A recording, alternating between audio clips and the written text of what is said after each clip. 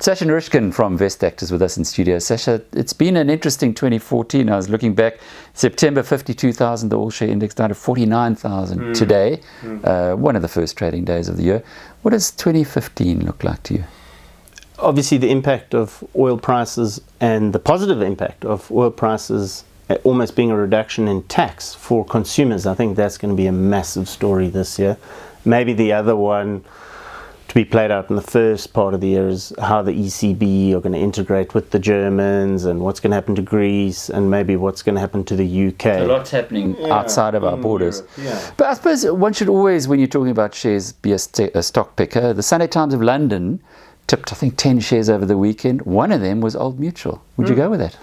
Yeah, I've never been a fan of financial services because there are too many black box investment type activities happening in the background that there's not enough clarity. But that's a good point you make, because I don't think Aspen are going to look to sell any fewer drugs in East Asia if Greece exits the Eurozone, or whether or not, you know, maybe there's been an impact on Richemond's jewelry sales in Hong Kong as a result of the protests. So you can't just say it doesn't have an impact. But in the long run, the quality businesses keep doing what they're best at.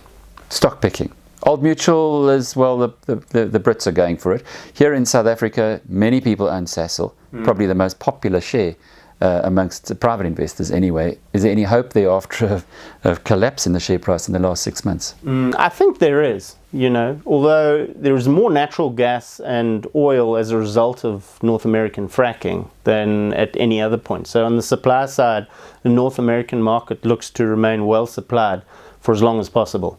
So it might be bumping along at the 420 level. But in the long run, I think it's quite good for them to receive lower gas prices in order to translate that to the chemicals market in North America. What's your tip for 2015?